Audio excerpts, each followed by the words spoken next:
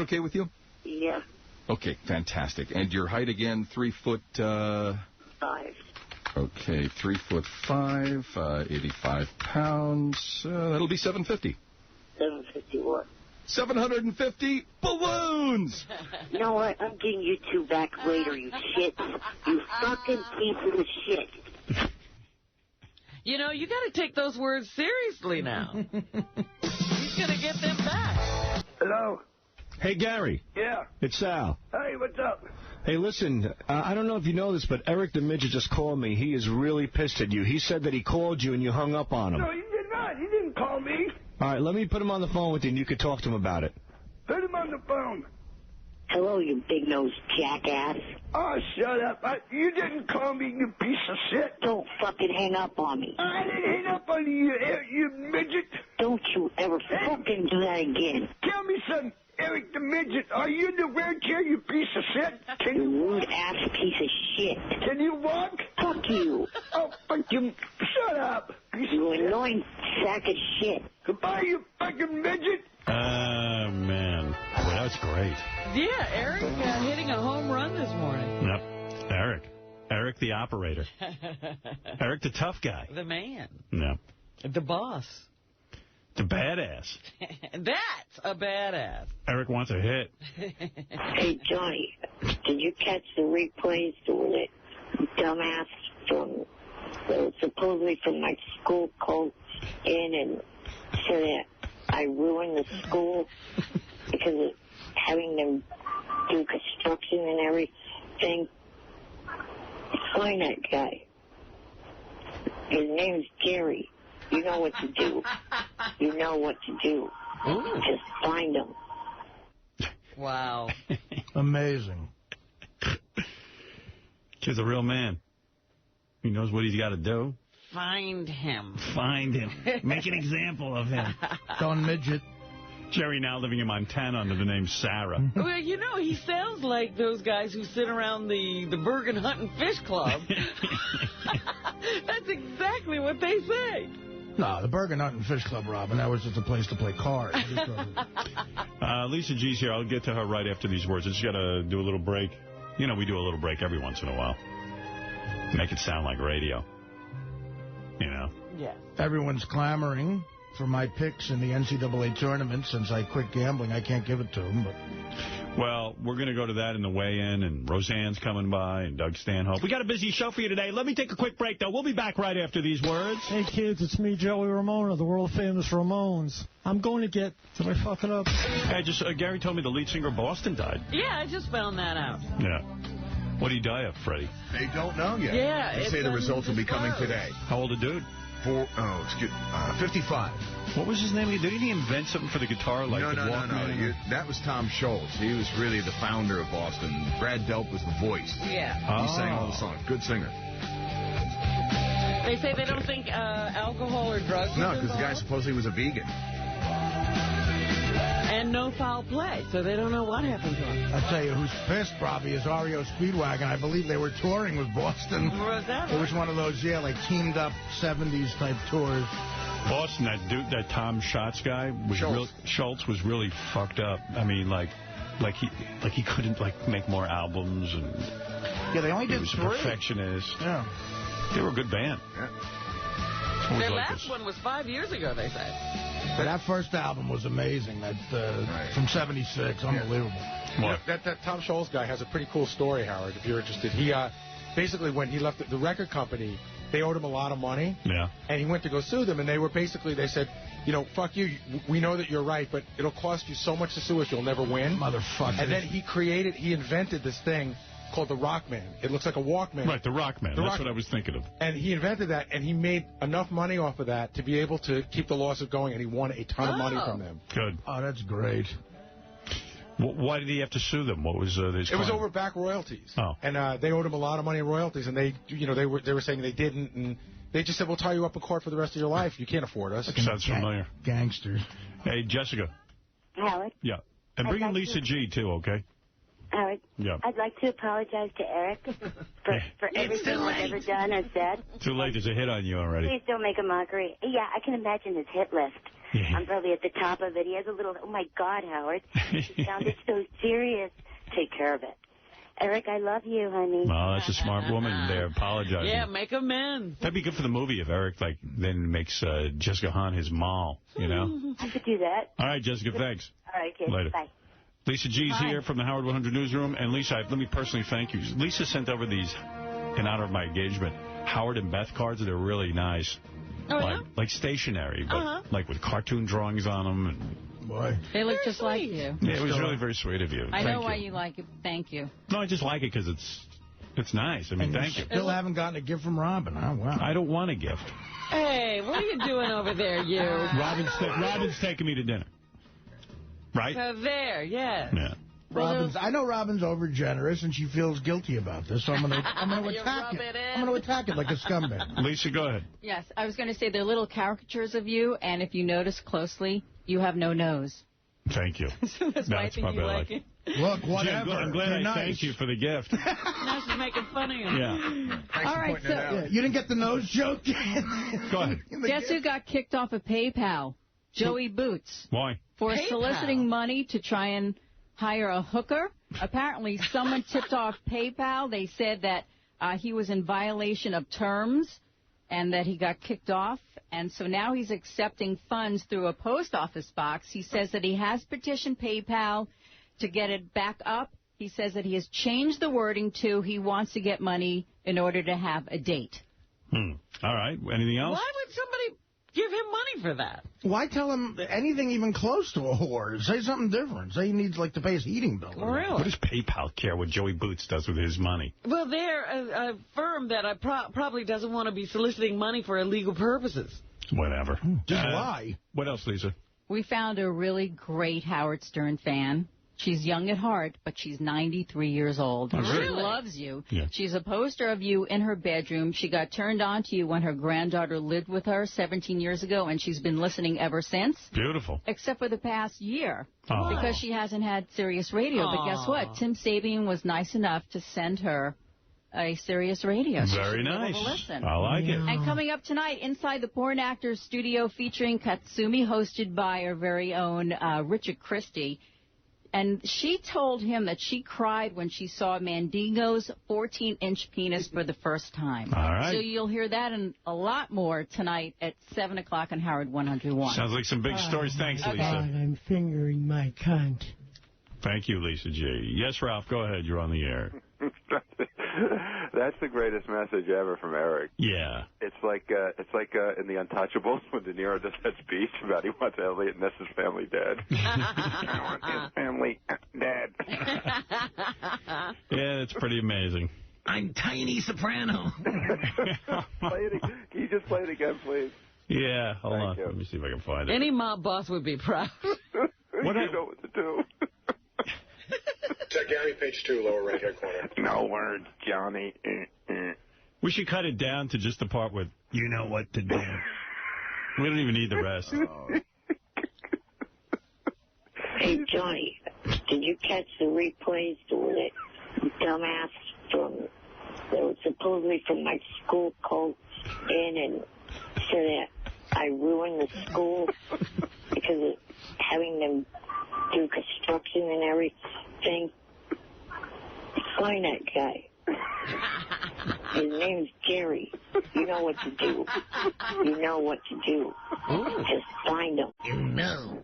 Find him. Like, how the fuck is Johnny going to find him? Not only that, I mean, like, what is Johnny working for? What is he, Eric's bitch? Yes, Eric can issue orders. Find him now. Drop everything. There's no money involved. Find that guy. What did the poor guy do? I mean, he didn't even do anything. Hey, well, if you do something, you'll definitely get smacked. That's how people get whacked. Yeah, you step, you don't even realize it. Yep, a lot of times I've read books about the mob where the boss would just say, you know, that guy's a pain in the fucking ass, and just to make the boss happy, they go whack him for free. Find that guy. You know, or just like, you know. Remember how, like, a year ago, Eric was saying that, like, you guys were making him out to be evil and stuff, and he's not like that? How he's calling hits out of people. Somehow we saw it. Somehow we read through that innocent demeanor. All right, thank you, Ralphie. Keep laughing. Yeah, keep laughing, Ralph. You're laughing. You'll get a visit. You're probably on the list, too, Ralph. You're next, Fruity. I like the theory that he wanted the guy Jerry bumped off, but he accidentally heard Jenny and hit Richard Jenny.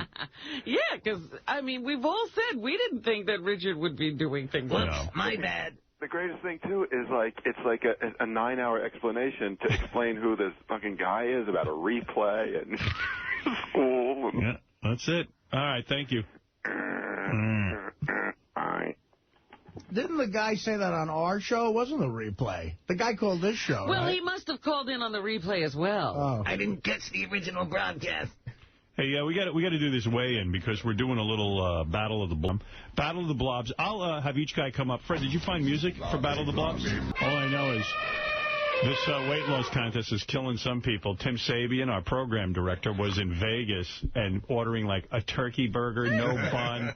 I heard you're miserable. No, it's just I'm watching what I eat. You know, it's hard. not fun. Yeah, you look thinner already. He says to the guy, listen, dude, no bun, no lettuce, no tomato. I want a burger on a white plate. That's it. Why can't you have lettuce and tomato? That fills you up, and it's got no calories. I'm just focusing on doing protein and yeah, but, dude, you could have lettuce and tomato. That'll that fill won't you. throw you off, yeah. I'm watching it. All right. I'm watching it. He just has no idea. He's going total Atkins. Tim, that lettuce and tomato, yeah, you'll forget about a Sicilian pizza right away. And is Chuck Zito training you, supposedly? Yeah, right. So is he telling you not to eat lettuce and tomato? No, I'm doing this diet that's high protein, so it's just no crap. No, it's just really... The lettuce and tomato isn't crap, though, is what I'm telling you. But what do I know? Howard, he was bumming. We were at, him, Ross, and myself, we were at Nobu on Saturday night. Ross and I just, throwing everything down our throats. And Tim's just sitting there miserable. What did you eat at Nobu? I had just some raw fish. That was it. Just lean. Did it have sauce on it? No. Really? No, we had the, what's the tuna that's got, like, the oil on it? Like the hamachi? It was like... The ahi tuna. Yeah, it was a tuna, but it had something on it. But no, sure it had some stuff on it. He stuck away from everything. He drank a little sake, that was it. You drank sake? You know how many calories that is? A couple of... Well, these guys... You want to win the 20 grand. Say, well, this won't hurt you. This won't hurt you. So I had a little sake. Sake is not on the diet. Ross was totally fucking with him. He's like, just eat it. Don't worry. This has got nothing in it. So is Tim. He must have been eating a ton of protein. If Tim's team wins or Artie's team wins, the whole team goes on to the finals. Right. If, let's say, Artie's team loses or Tim's team loses, only one guy, the highest weight loss winner, will be joined into the individual contest. And finally, we will have the biggest blob. So essentially, if Tim's team loses, Tim could be out of the contest. The captain could be out of the contest. Because he's not losing much weight. That's right. Only one winner, 20 grand from Solaris. You should double check with what Captain Artie. I heard already this morning he had a bagel with cream cheese. Yeah, well, Captain Artie's is fucking his whole team. Yeah, Artie doesn't care. He doesn't care about anyone else but himself. I really don't. He's honest about it. All right, Jason Kaplan is a producer on the show. Don't step on the scale till I'm done with my explanation of who you are. Jason Kaplan is a producer on the show. The kid's gotten very heavy since he started working here. How many years ago did you start working here? 6 years. And what are you doing? What kind of diet? I'm just doing a lot of exercise. I'm trying to cut out as much carbs as possible and just eat healthy. Are you miserable? So far, no, actually. I was away this weekend. I was out at my girlfriend's uncle's birthday party, so it's a ton of good food there. ZD and roast beef and gravy. And you overlooked it. A hard-drinking guy, real man's man, wife. Lost the dog. Lost the dog. His wife has a bunch of kids with him, and, that's been probably putting on the pounds because he doesn't go out as much anymore. What did you weigh? You weighed 243. Yep. How's your diet going? It's all right. I've been eating less and exercising, and hopefully it shows. He's a big beer drinker. Is he drinking beer? No. There's a two already on here. What the fuck's that all about? Everybody starts to say what that's about. Why is there a one on there? Because people walk around is what happens. Just set it down to 0. All right, there you go. Artie, did you try to lose any weight? Did you diet at all? You saw what he was eating. Brian, it says 2 pounds on it. Yeah. Zero it out, brother. The scale is horrid. As soon as you walk towards it, it'll start moving. But that's the same for everybody. All right. Well, that doesn't make sense. Well, that's why Benji was screaming for another scale. Might have been right. I mean, high motivation. You're jealous. You're going down, man. There's no fucking way you're beating me. There's no way. I think I did great. There's no way you're beating me. Well, he's already beating you by 17 pounds. He's not going to lose that much weight anymore. Scott, you lost 4 pounds. He did his cheat. Now he's not going to lose it. I lost 9 pounds. There were other guys. You lost 9. That's right. I lost 9 pounds, almost 10. I have other plans. I'm going to wear anti-gravity. Well, I know you're going to cut your leg off on the last weigh-in, so I mean that's going to be bullshit too. 12 pounds he's beating you by, Scott. Scott, there's no way he can keep that up. I'm going to keep it up. Because I'm losing it the right way. He cheated. I'm a good coach. I'm like, Scott already spent this money. All right, Scott. Now, maybe he did. Did you build a deck or something? Try to be a good sport, will you? No, not with him. All right. Not with him. He's pissed. Well, Benji, you clearly understand the contest. You've lost 20-something pounds. You are our big blob of the week.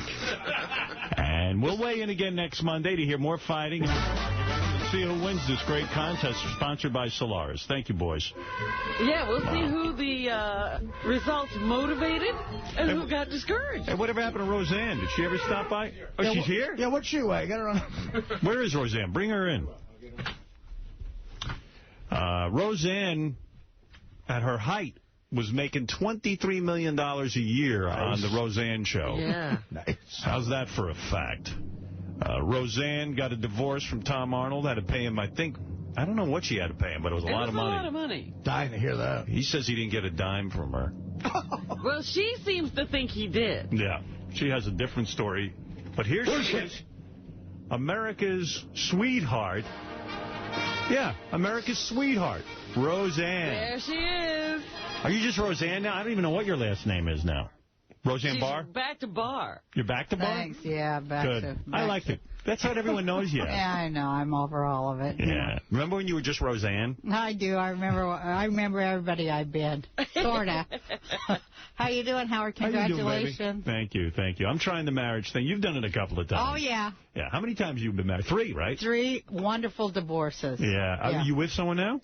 Yeah, I have a nice boyfriend, and yes, I'm very happy. Yeah, good for you. Wait a minute. The last husband, he didn't make it either. Nope. Who, Ben? He couldn't take it. Oh, dear. Was that now what there it is? comes that point where they just can't take no more. What happens? It's just like, are you annoying to live with? Are you so difficult? Yes. Is it your multiple personalities and all that stuff? It's all that and more. Wow. And an unfettered craving of carbohydrates and drama. What's going on? You were one of the first people I know who had gastric bypass. I know. I was the first. Well, other people I forced to do it to see if they lived, and then when they lived, I did it. That was I've smart. sent about 50 people to get that. When you not to get that band around your stomach, but that literally get your stomach sewn smaller, right? Gastric bypass. Well, gastric bypass, but I got the Phobie pouch.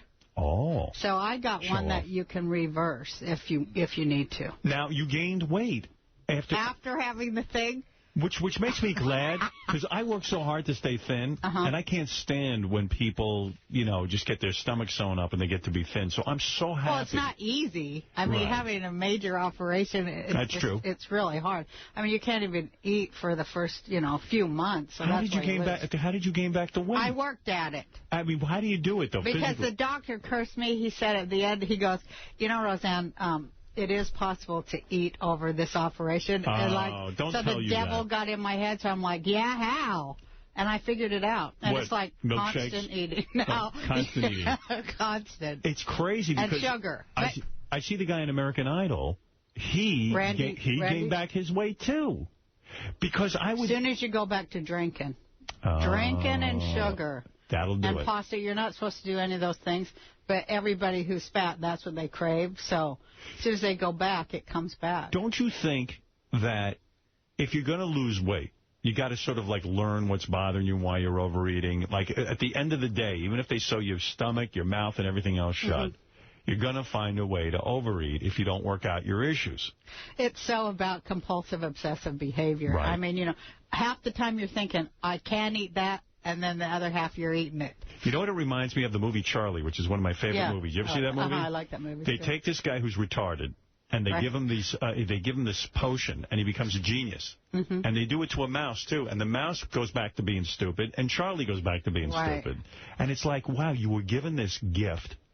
Thinness, weight loss, could wear the clothing you want, glamorous. Roseanne. In fact, at one point they said you were too glamorous. Yeah, they did say that. Yeah. Yeah, you you did the whole makeover thing, you know? Where Well, I still look good once if I ever shower and dress up. I say I look good. But then you went back to being heavy. But you're not as heavy as you were. No, I mean, I only gained 10 pounds from that operation. That's all I Is bought. that it? Yeah. Oh, that's no, worth it not then. from the fattest point, from Right. the lowest. Oh, is that right? Yeah. They were considering, remember there was talk of you being in Playboy and all kinds of stuff. I kept calling, but they didn't call me back. They didn't want to hear about it. You were the only one talking. I was talking about, I'm reading in the paper today about Paul McCartney with Heather Mills. Yeah. Oh, I didn't read nothing about that. She's going to do Dancing with the Stars. Oh, that's right. She said to him, you're never going to see the kid again, or something like that. But he's going to pay her off about 50-something million, plus give her a house. Well, he's getting a bargain. Is he? To get rid of her? I've had Tom on the show a million times, even Tom since the who? divorce. Tom Arnold. Oh, Tom Arnold. You know your old husband. Oh, I thought you were talking about... And he still claims that he still claims you gave him no money. I know. That drives you nuts, right? I don't give a damn. God but you bless do him. give a damn because... I'm over it. But weren't you at, I forget where it was, what was the HBO special that you were just at? With Comedian Aid, what is that called? With Comic Aid. Comic Relief, yeah. And you refused to talk to him, right? He tried to come up to you. He wasn't even there. He wasn't? He was in New Orleans. I guess he said something that I didn't even hear. He said he wanted to make up with me or something, but I didn't even hear it. Right. So okay. by the time I was in where was I? Vegas, and so then they made a big deal. But I wish him the best. God bless him. Are you ready to bury the hatchet? Could you two have a meeting? Oh no. No. No, I'm no ready. There is no hatchet. There's no problem. When you see him on TV I never see him. Never. No, we live in different worlds. Why are you still pissed? Is it because I'm not. I just don't care. I'm not pissed. Well, I did the math. And when you were at the height of the Roseanne TV show, $23 million a year in salary, plus I got to figure you were just like appearances and everything. You were making a lot of dough. But even still, if you've got to pay a man $50 million, people got to realize this. I didn't give him $50 million. You didn't? No. Oh, okay, good. No. Because that upsets me. I gave him half of everything that was left. But when you were making $23 million, I mean, people got to realize you still got to pay taxes on that and everything. Oh, yeah, it's all like a big scam. It doesn't mean anything. But you're a wealthy woman. Well, I have some money. Thank God I saved some of it. Right. And Roseanne, the syndicated show, does that still make money? I think they're just selling it on DVD now. Oh. So I'm not getting that much money. I think I get 20 cents on every dollar. Is that it? That's it. I think you did. I never even owned that show or nothing. Why? I mean, you wouldn't believe the stuff that show, like Viacom, ABC, it made over, even a couple $1 billion for all the people. Of course. And, I did all the work. And now that I'm bitter about that one. Let me ask you this. If Tom was dying of, let's say, cancer and desperately needed $10,000 to survive, and he said, look, I know you hate me. I don't hate him. All right. I know you have bad feelings about me. Look, you're the last person. I don't have bad feelings. I know you don't care about me. It's been 15 goddamn years. But what if he asked you for $10,000 for his cancer, and he said because he was dying? Yes. Yeah. Well, I hope that I'd be a decent enough person and would have the money that, I could help whoever was dying and asking for money. You would help him? That I used to live with. So you're saying you would help Tom out? Well, I wouldn't be much of a human being if I didn't, right, Howard? I don't know. I could see where you'd say, hey, you got enough money. What are you coming in for? I mean, you're saying dying of cancer, and I'm a mom and a grandma. What am I going to say? Tom is writing a letter right now. I have to act like I care. Did you know Richard Jeni? No, not at all. But isn't that horrible? Yeah, terrible. Yeah. I couldn't believe it. It's just awful. Did you know him? Yeah, he used to come on the show. That's right, he did. I know Richard, and he shot himself in the head. And the cops say today that they found him alive. That's what I heard, too. Terrible. His girlfriend found him. Found him alive. He wasn't. I guess somebody told me, Rick Overton. You know Rick Overton? No. He's a great comedian. He's just starting a radio show on Air America, too. But he said that Richard had been depressed for quite a while. Oh, yeah? Oh, man. But that depression, man, You had all that. Oh, I had everything. You were in a mental institution for a year, right? I've been in mental institutions quite a few times, Howard. Wow. Well, quite a few times, but I'm doing good now. You on medication? Nope, I'm not on nothing. Really? I meditate. Remember last time I was here, we were talking about meditation? Yeah. I meditate, and that really does help meditation? me. I do Kabbalistic meditation. Kabbalah? Yeah. Cannibalistic. Sound like you're eating people. Yeah, I could do that, too. No, but I mean, I've calmed my mind, you know. No more multiple personalities? No, I've really done the therapy and integrated, and, you know, I'm on the other end of it. Wow. Thank God. Wow. Yeah. Hey, good for you. I'm happy to hear that. But I still, you know, can't quit eating. No, it's hard, man. That food You'll is get good. there. You keep meditating and What do you like to eat, therapying. What do I like to eat? Yeah, what's your food? Well, right now I'm on a blackout because I crave it. Pasta and cheese. I live on cheese. I'm not kidding. Cheese, chocolate, and pasta. Yeah. So I'm back off of that. I went down a little. Yeah, but see, Artie, I don't like to exercise or any of it, you know. Yeah. I just don't get it. Why? I don't get why God created this human being that has all these mistakes. But you feel good when you exercise sometimes. You know what I mean? Well, she's saying, why can't we just be, you know, I don't see my cats exercising. They don't have a weight problem. Yeah. What is with this Kabbalah thing? Every Jew is now into this. My theory is that... it's all the non-Jews that are into it. Actually, I saw Madonna celebrating Purim the other day. That's hilarious. You know, That's great. I feel that Jews have never been satisfied just being Jews. Like, even some people became Jews for Jesus. So that when they went to temple, they could be, oh, there's that Jew for Jesus. They want to be known and pointed out.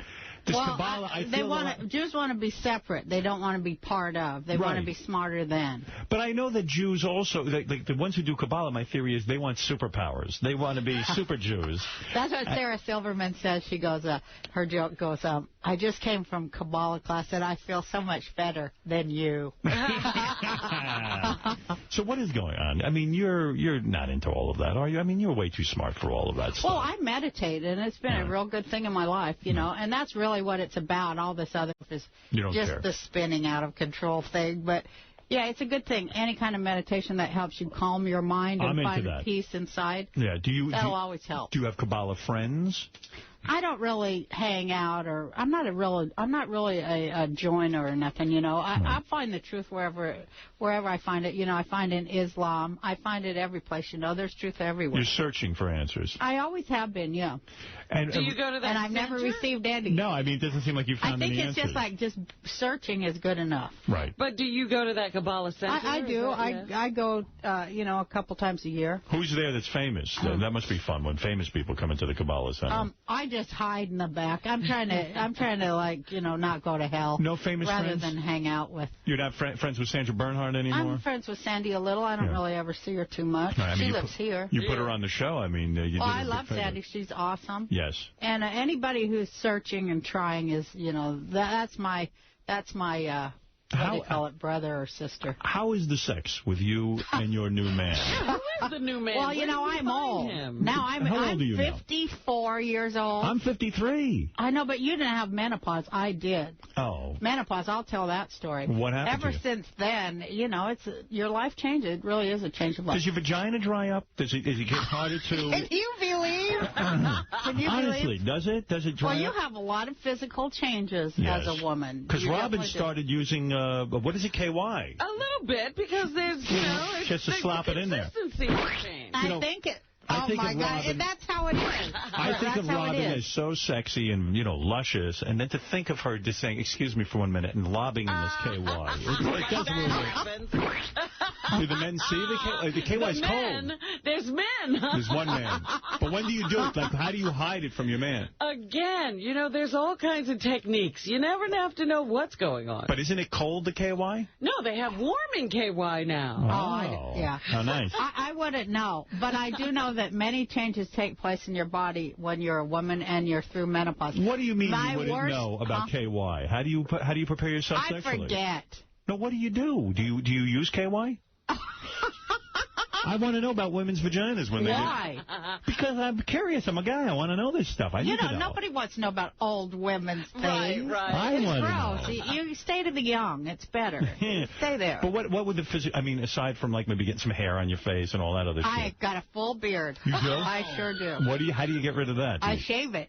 You shave with a razor? You shave it every morning? I got about 6 big black hairs right here. I shave it. I used to pluck it. Why are we even talking about this? Why not go get that laser surgery? I'm that too lazy to find my way anywhere. Do you ever let the hairs on your chin just grow out? No, because you look like ZZ Top? No, because I don't want my boyfriend to see that would the not hair. That's a turnoff. Yeah. Is he younger? No, he's older. He's older? He's 57. Yeah. So, he's grow out cool. those hairs, you could be Abe Lincoln on Broadway. Roseanne, what are you approaching. Are you saying now when you have sex with your man? Are you? I want to ask you. Can I talk about what I'm doing in real life? Okay, ask me about a sex. No, are you having sex? Occasionally I do. Because I remember for a while you were saying you're not very sexual and you don't want to, blow guys and all that other stuff. I remember you saying that. Really? Do you like to put the penis? That was Jenna Jameson. No. Would you put a penis in your mouth or are you? God almighty, I'm Howard. Curious. What are you doing?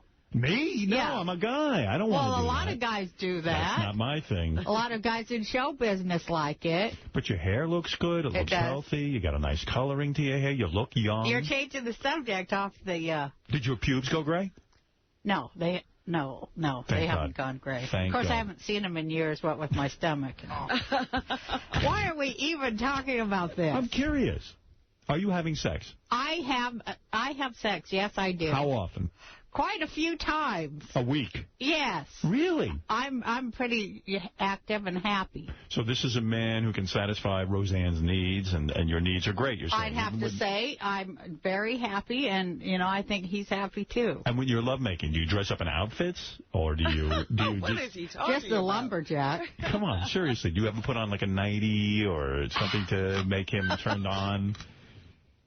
Why is that strange? Do you think that's a strange I'm question? thinking of my kids listening to this. Oh, please. They know you're sexual. I have 4 grown and one that's almost 12. You're a grandparent. I have 3 grandsons and 1 more grandkid on the way. Is that weird? So I don't want them to know I have sex. It's gross enough that I do it, but the little children would hear about it. It's vile. What do they call you? My mom's 72. She still has sex, and how gross is that? That is gross. See, that's how my kids feel if I was to talk about me doing it. But is it weird to be do they call you grandma? Granny. Granny. I insist on Granny. Why don't you just have them call you Roseanne, and then you wouldn't feel old? I mean, I like being old, Howard. I like it. I like being old. I like being a grandma. Yeah. And, I like being a baby boomer that's, like, on our way out. Our whole generation on our way out, obsolete, over the hill. And believe me, it's healthy for the planet. We haven't been a great generation. No, we have ruined everything. And I say, when I hear baby boomers talking about how they're going to save things, I'm like,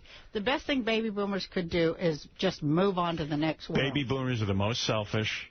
Screwed everything up. And I knew they would. I knew my generation would. I really had high hopes for us. I had high hopes, Me too. During Woodstock and everything, I had high hopes, but it all went to shit. It's like, okay, the hippies were right about everything. I have to go on record and say, I was a hippie, I still am.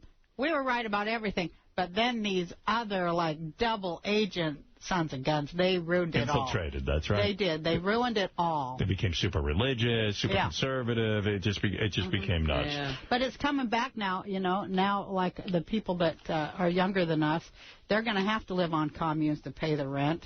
What happened when you met President Bush? Was it satisfying to you? It was so awesome, because I never got to meet a president or anything. How did you meet him? I did meet Clinton.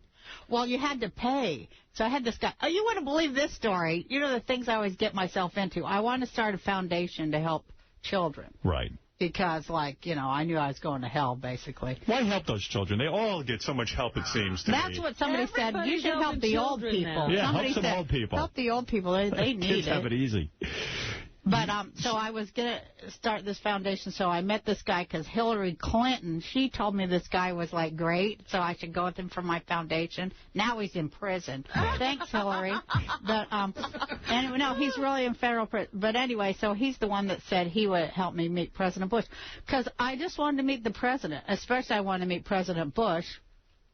Are you a fan of President Bush? No, I've been praying for him for a long time, so I wanted to lay my hands on him and pass him some, good Jewish woman energy so that he would wake up. Do you believe you're some sort of healer, that you should lay him I in? can pass energy. I can pass energy. No, you now, can't. I thought this way before Kabbalah. No. I can pass energy. No, you can't. I can, so I'll pass you some. Roseanne, listen to me. You're too chicken shit to let me pass you I think that's a little bit of your mental illness stuff coming through. It could be. Yeah, you're going to be the savior. You're going to be the one who passes energy through to the president. I'm the only one. No, it doesn't No, there's work many. that way. It does, too. I knew you were getting involved in this Kabbalah too much. I always was Just crazy meditate. before Kabbalah, All Howard. right. This is crazy, but go ahead. I got to give you a reality check, because people in your life don't. Passing energy onto the president, you can't do it. Anyone can pass energy to anyone. Have you done something special with your passing of energy? Have you ever, like, seen a healing or, you know, anything? I just know that I pass energy to people. I don't know if they get it, but inside my head, I'm passing it. And there's nobody can say I At your don't. age, hold on to your own energy. Don't be passing it along. I pass energy. I convert my energy to gas. You should see what Like happens. this. Okay, give me your hand. All right. I'm going to pass you I something. bet you don't like to touch hands. I don't, but that's why either. I'm doing it. All right, here we go. I hate it, but I'm going to give you something. I'm going to give you something. No, don't be all goofy. Don't be all goofy. It's just part of life. It isn't anything special or weird at all. I'm just giving you something. Let me give you something there. Just take it. You're going to break my thumb. I'm just giving you just some gave it to energy. me? Did you get any energy? I got it. You misdirected I actually it. feel tired. It boomeranged and hit Artie. I didn't like that, Roseanne. That was All right. creepy. Was it creepy? Yeah, What it did was it feel scary. like? It's kind of creepy, huh? You stole energy, I feel. I kind of did a little. You took a little of my energy. I did a I little. want it back. I'm not giving it back. Give me your hand. Uh-uh. I want to pass something on to you. Come here. Uh-oh. What, did you clean your hands? I want to suck my energy back. That's some love there. That's some love. Hey, she took my energy, I swear to God. I know how to do it. Did you get it back? No. So wait, I hope so. That was it right so there. wait a second, Roseanne. What? So anyway, I did that to You meet President the Bush. president, I and what did meet him, and here's what I said to him. What did you say? As I took his hand. You know, I rarely touch hands. Right. But like I touched his hand, I said, Mr. President, I pray for you every day. And I do. And he says, well, aren't you a nice girl? And I was 50. Aren't you a nice girl? First of all, he has. But he you had don't a say clear. to a woman, aren't you a nice girl? I know, but you know he Right? can't help it. No. He can't help it. But when he looked at me, like when we touched, and I said that right to his eyes, you know, he looked right at me, and I saw there was a person in there. Surprised they There's didn't a arrest person you. in there. No, there's a person behind his eyes that I do pray that, like, I do pray that God will come in and open his eyes that he can stop doing bad things. I agree. I applaud you for that, by the way. I often say, I really do. I did not vote for Bush, and I disagree with almost everything he's Me doing. too. I didn't vote for him neither. But he's my president. He has a huge impact on the world, and I do really wish him well. I want him to do well. We all want him to do the right thing. That's right. We all want him to get rid of bad people around him and do the right thing. He's got a lot of bad people around Yeah, him. he You're does. absolutely right. And you are a nice girl, by the way. I agree with the president. Thank you, Howard. By the way, that's a code to the Secret Service. That means get this girl out of here. She's nice. Did you pass him some energy? I Oh, did. yes. Oh, I yes, did. you did. Mhm. You know, When I pass people energy, shortly after they get in a lot of trouble. so you don't get death threats anymore about the Star-Spangled Banner, do Oh, you? you know, there's always crazy. You know how many, you know how, like, scary that was. I had to go in hiding and be behind. I never understood These that. Dixie chicks, I mean, I feel so sorry for them, what they've taken, but, man, I think I took it way worse. I remember it like it was yesterday. And I sound better than the Dixie chicks. I thought this was the greatest. Like It was. You were probably America's #1 television star. Yeah. You go out and you sang the best you could. I don't think you were trying to sing it bad on purpose. You Now, sang bad. like here's what happened. Like 3 notes into it, they're like it's a double header, and they've been working on 800 gallons of tons of beer, and so they're like this. Boo! And start right away. Boo! Here's my question. And here's the boo. It's not that bad. Here's my question. What? If Borat does that. Borat who? You know, Sacha Baron Cohen. Oh, I know. I was like blown away that he could. I know. And you doing that is the same genius. You're going out there. Thank you. I think it's genius. My kids think it's genius. I do. Young You people said like that right it. at the time. You had her. I said, this is that. unbelievable. This was the funniest thing she had I ever meant done. it to be funny, Yeah. you know. Of but course. there's just like, you know, wall-to-wall assholes. And the very next day, they fucking started Desert Storm. I was like, the wrong time, the wrong place. Right. You know, but it was funny. And, you know, like when I listened to it, the only thing I think could be better than my version is if they would have the Jimi Hendrix music under it. You know what I think is kind of cool about you? That you don't talk about your sex life with me. I think that's amazing. I'm shocked. Why? Because I think you'd be one of the most open people in the world about that. Well, you know, it's kind of embarrassing. Is it though? Why? Because like Robin says, yeah, I use KY jelly and I slap it But, you know, on. Roseanne has gone through different phases. I mean, there was the period of time when she and Tom were talking about having sex. I blocked all that out. places. Thank God I did have multiple personalities. I can block out whole chunks of my life that I'm embarrassed by. And I got a lot of things that I'm embarrassed by. But you know what? I don't have any problem. But you're so normal now. I almost feel like... Well, I'm a grandma. I almost feel... Yeah, exactly. Your craziness was a result of, I need a career, I need money, I need, I need to define who I am. All of that pressure is gone now. You've proven yourself, yeah. and like maybe it mellowed you out. Well, it was a crazy thing. I mean, you know, I was from Salt Lake City, Utah. I never really was, that much in the world. And then, like, all of a sudden, fame. I'm like, this fame thing is really crazy because you totally lose your center. Did the fame really start to happen for you when you did the Johnny Carson show? Yeah, like overnight. The very next day, I had a tour with Julio Iglesias the day after, and my husband worked in the post office, and he got to quit. It was like the next day, and I was totally unprepared. Johnny Carson looked at you, heard your act, and said, you're going to be the biggest thing in America. He did. Yeah. I never tell anyone that story. I must have told you sometime when I was drinking. And when he looked at you... He said, I guarantee... He was so cool. Like, I was just talking to Bill Maher the other night about Johnny Carson, because me and him are like freaks for Johnny. And our whole childhood, I think the way me and Bill Maher both got through was Johnny Carson every night. And we know, like, episode by episode, 30 years of that guy, But at that point, how long had you been doing stand-up, that Johnny Carson... I had been doing stand-up for 4 years, and I had about 8 clean minutes. You were a housewife who decided, I'm going to be a stand-up comic. Yeah. You try it for 4 years, and then you get tapped to be on the Johnny Carson show. Johnny puts you on, anoints you the next big thing, and bam, you're on tour. And made it happen. And then you get the Roseanne show. Yeah. How long did you wait for While I was on tour. It goes like this. I go to L.A. that night. The Tonight Show sees me on stage at Mitzi Shore's Comedy Store, puts me on there, get the tour. It was like within 3 months, I went from we were bankrupt, went from that to that, within 3 months. Are you sorry that you divorced your first husband? Sometimes I am, yeah, because, it's like I just got so carried away and you think it was lost the fame? Myself. Like you started making money? And well, people start hanging around you and they start, like, lying to you and telling you, hey, this. And I had, just part of the territory, sharks or whatever, people who, they want to steal your energy like I steal yours, Howard. But they come around. Yeah, you will. I'm going to give it back. But they come around and they start lying to you and telling you stuff. Hey, you ought to look at, and it just unscrews your head, and it did unscrew mine. Did you start to look at him like, oh, he's only a postal worker, and No, I got mad at him because he's like, you should stop fighting. I was fighting for my show at that point. Oh, I see. And I go, I'm going to quit if they don't, if he really loved you, that guy. He did. He loved me. He was a good man. I loved him, too.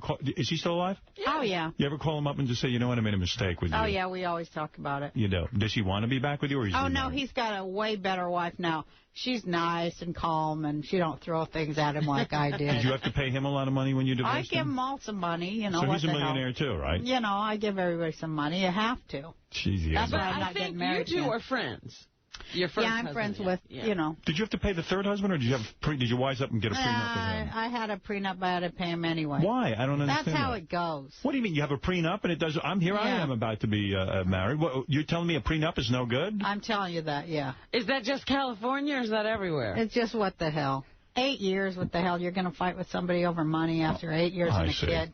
The hell with it. All right. Well, you're a very, very good person, I'll tell you that. Well, I try because I don't want to go to hell. I did enough bad things that I'm going straight to hell. What's the worst thing you ever did that you would go to hell for? Oh, my God, where's the list? What did you do that was so bad? Well, I've done things like everybody else has done. What did you do? You didn't kill anybody, did you? Well, I tried. No. What is the worst thing you did? Why do you think you're bad? What did you do that was so bad?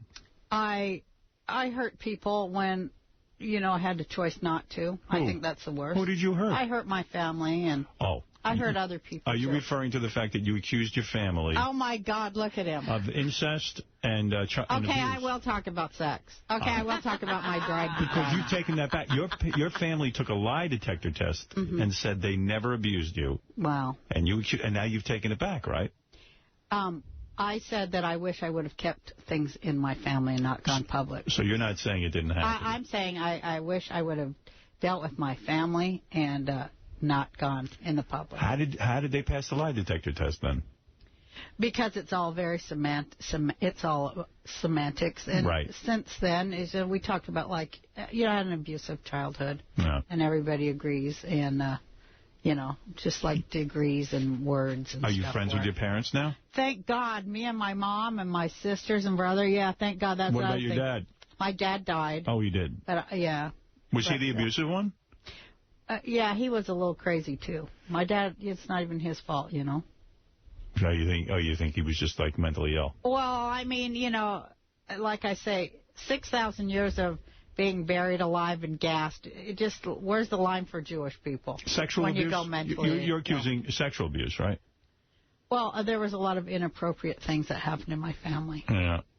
Well. Inappropriate things. But now you're able to be friendly with your mom.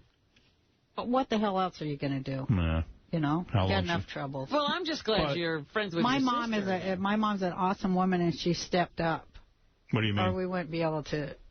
She said, yes, you did. These certain things did happen. But she waited until your dad died to say it. Well, people do what people do. Yeah. But your mom didn't protect you as a kid, you're saying. Did you go to her as a kid? My kids have told me I didn't protect them. Your kids have told you. Right. I mean, none of us is perfect, and right. I just I want to live with a heart full of forgiveness and positivity. Look at you. Even if nobody gets what I'm passing, by God, I'm still going to pass it because it makes me feel good. Why don't you do stand-up anymore? I do. What are you talking about? I'm opening in Vegas March 15th for 6 weeks. You are. You're so good at it. New York. I got it back after years of losing it. I got it back. Well, it's hard to go back to it, isn't it? It's hard. It was real hard. After the Star Spangled Banner, I got horrible stage fright, and I didn't, I couldn't do live. But it took me 15 years, and I'm back. Yeah, look at this. Roseanne begins performing stand-up at New York, in Las Vegas this Thursday. That's confusing. People probably think it's New York. They call it New York, and it's in Vegas. It's a hotel and casino. Yeah. Right, so that's a big gig. But everything's in Vegas. That's a big gig for me to have my own room there. And Roseanne will be hosting. With fabulous drag superstar Jackie Beat. Howard, if you ever have seen anyone funny, go see Jackie Beat, y'all. Really, seriously. He's a drag queen, and he performs as a woman. Yes. And he does comedy? Excellent. And someday she will let me open for her if I'm lucky. I swear to God, it's the funniest person ever. Wow. So I'm excited about working with her. So that's I'm cool. also doing Search for the America's Funniest Mom for Nick at Night. Now, that makes sense to have you as the host because you were discovered when you were a mom. Uh-huh. Were you going insane and living in a trailer with all these kids and not having that stand-up career? You knew deep down inside you were good. It must have been a bad time in your life. Oh, it was a good time in my life. I always wrote, and I kept all my writing in big trash bags, hefty. I'm a prolific writer, and even today. I write maybe 10 pages a day every day in my life. Did you write a lot of I was writing. Did you write a lot of the sitcom? Oh, yeah. Yeah, that was you. Yeah. All right. I mean, I didn't I had writers, but I'd go hey, you guys, I want this, and we'd talk about it. Most of them were my ideas from the beginning, or they bring me a good idea, and I'd go, that's great, only have this happen. So I guess you just say, I had input on every show. What's your life like now? You living in a mansion, or where are you? No, I kind of thought, it's kind of gross to be rich. Right. Is it? Yeah, I think it's kind of gross. Well, that's because you're rich. I think it's kind of, I don't want to live like a rich person. You have money, but you don't live like a rich person. Well, I guess in comparison to the most poor. Right. But no, I live in I went back to live in a regular neighborhood around regular people. And what is rich? How much money is it for someone to be rich? Well, I mean, there's degrees of it. I think there should be a maximum wage, like Jello Biafra says. I think nobody should be allowed to make over $100 million. Why? Then they would stop working and then they might not be productive. Should. Really? They should go enjoy their money and shut their mouth. Yeah. All right. Give somebody else a chance. All right, there you go. And I think that, they should raise the minimum wage up to, $80 an hour? Yeah. Okay. And get it from all these rich bastards with their mansions and everything else. I think you should not be able to own a home that's over 6,000 square feet. Wow. Well, look at you. And you've done all that. Yeah, I have. Yeah. I had the mansion. I had the 30,000. I had the 30,000 square foot, but, I was like looking around going, this is gross. How are you going to go anywhere? How are you going to talk to people about right and wrong? It's gross. And I think more and more it's going to turn out like that, too. By the way, you can go to RoseanneWorld.com. I write a blog on there with all my opinions and my everything on there every single day. Now, do you do the Letterman show or Leno? Do you do those shows? Uh-huh. You do. Do you do The View? Do you ever go on there? I'm going on there tomorrow. You're going on tomorrow. Mm-hmm. You like those yentas? They're nice people, right? Yentas. You like that? Well, I think that I'll have something to add. Yeah. Are you friends with Rosie? Yeah, we're kind of friends. Yeah. Yes. And Joy. My fiance is going to be a guest host. Yeah. On the 20. Did I say the 7th or the 9th of March? That's cool. I don't know. She'll have something to add. She goes, I don't know. We'll see what happens. She'll be fine. She'll be great. It's Funniest Mom in America, premiering April 10th at 9 p.m. on Nick at Night. Mm-hmm. And Roseanne begins performing stand-up at New York, and Las Vegas this Thursday. For more information, you go to RoseanneWorld.com. Let's say hello to one or two people. Steve. Howard, aren't you nice to have me on? Oh, come on, baby. It's not nice. You're great. It's fun. Steve, you're on. I still wish I could learn about what happens to your vagina during menopause. Maybe I'll tell you. Yeah, I mean, what's the deal? Let's go. Come on. What's going on? KY or I wanted to tell you about the whole, the horrifying experience of the last night of my life of menopause before I had a hysterectomy, which happened in New York City, New York, on the night where my reality show premiered, and I was had to be flown from New York City to Los Angeles to have an operation. Pull out all your innards. Yeah. Well, on your blog, you say Oprah's gone nuts. Why do you say that? I just couldn't. Well, where'd you see that? It's on your blog. I can't stand that I can't stand the secret thing, telling people to visualize material objects, and I just can't stand that. Because that's bullshit. But you watch Oprah's always been about materialism. I know, and that's the other thing that pisses me off and why I said it, because I don't like that she said she's going to go build this $40 million school in Africa. And, okay, that's cool that she did it. She could have built 20,000 schools in Africa. But, no, she chose this one for, big money and big sheets and the whole thing to bring a horrible materialism over there. But the thing that pissed me off about it is on her way out, she goes, she don't like any of the African-American kids in American inner cities because, they just want shoes. That's what she said. They just want tennis shoes. They're not even into education. I go, if a white person said that, we'd have their head.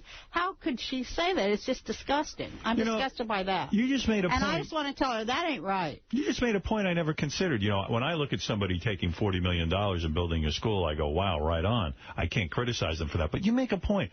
If you make that school there, and you spend $40 million. Tell people who can't tell a bunch of little girls they're not good enough. I mean, what is that? And then everyone else sees them living with beautiful sheets and like princesses. It creates a tremendous jealousy. It creates a horrible class system that's wrong in this country and everywhere in the world. Well, and to support that is wrong. That's she's got $1 billion. She needs to give everything she's got, over $100 million, away. That's why you say she's gone nuts. Well, she has, and so is everybody else who's money hungry and materialistic in our culture, sitting around using the secret to get more shit. Are you learning this in Kabbalah? Hey, why don't you give some stuff away? People need to share. But Kabbalah, you have to give money to Kabbalah, right, in order to go there? I give money so I can sleep at night. Right. There's a place in America, the poorest place in America, Pine Ridge Indian Reservation.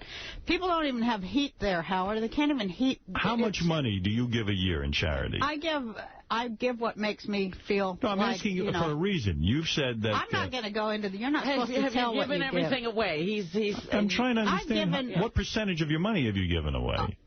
I've given and helped to a degree that I'm very proud and not afraid to stand before my so if somebody has, let's say somebody's worth I'm not $25 million. Let's say, all right. How much of that money should they give away? Well, like Angelina Jolie, who I really like, she says it should be a third. A third of your money should go to charity. Yeah. All right, there it is. From Roseanne, she's telling you that you are holding on to too much money. Well, when people are starving and can't, and are like digging through trash heaps in America to get heat, like they are on Pine Ridge, and somebody else is living in a 50,000 square. It's wrong, and you are going to be judged for it. I mean, I do believe stuff that Jesus said. Jesus says you're going to be judged. No rich people can make it into heaven. That's what Jesus said. How big is the house you're building? 6,000 square feet. Let me just say something. That's the cutoff. Let me say something. But what about the idea that some people are super go-getters? And they work their ass off. They're thieves. There's no thieves such for working hard? Yeah, they're thieves. You really see the world Pretty that much, way? That anybody who works hard is bad? Anybody who's got more than they need and could spend in a lifetime where everybody around them is living in a ghetto and can't even eat, then they're a thief. Robin has multiple houses. They're going to go to hell. That's not true. She's got a very big boat. If you're not sharing, you're going to go to hell. Don't you have way more than you need? Yeah, I do. Okay. So, Roseanne, wait, by this theory, I got wait a second. Roseanne, you have way more than you need. I do. What we're saying. You do. Well, why? Well, because I got 5 kids that I share it with, too. I mean, that I personally need, I'm like... I even noticed today you're wearing 3 jackets. Isn't one enough? I'm cold, man. Right. Okay. So you know what I'm sitting here thinking? Because Roseanne... You've got to share as much as you can. Listen to me for a second. Okay. I'm sure that, you've been through a whole thing with your fame and the whole thing. Yeah. And you've seen what it does. But your grandchildren... Yeah. will be living a life of privilege. I don't know about that. Hold it. Yeah. What, are you going to not send them to good schools? Well, I'm going to try to. I think a good school is one in the home. Well, whatever. Mm-hmm. Do you ever have the nightmare of producing a Paris Hilton? That's right. Thank God Almighty that none of my kids are like that. And none of them are running around whores on drugs. Thank God. Do you not like Paris Hilton? My kids are functional. She upsets you, right, Paris Hilton? Well, she upsets me. There's a lot of girls that upset me like that. But you know what I'm really upset about? I'm upset about the machinery behind them that keeps making money and pushing those images in our face that nobody really cares about. These gross, rich people that, can't consume enough in a starving world. It's gross. Right. All right. Well, there you go. Oprah is going nuts. And Paris Hilton is one other thing, about the Oprah thing. Look, I'm just saying this. I don't want to attack nobody. I just want to say everybody, including myself, and you, Howard, and you, Robin, and you, Artie. And you. We all need to share more. We really, really do. Artie does. You're right. Steve, you're on the air. So, Roseanne, but what Roseanne is saying is that, say, Roseanne, you have a friend who has 8 cars. It would be wrong to buy them a 9th car. That would be a waste. That would be an asshole who would do that, right? That's sharing, Don't you think? I agree with you. That's ridiculous. Sharing. But, Roseanne, it made Robin happy. Right.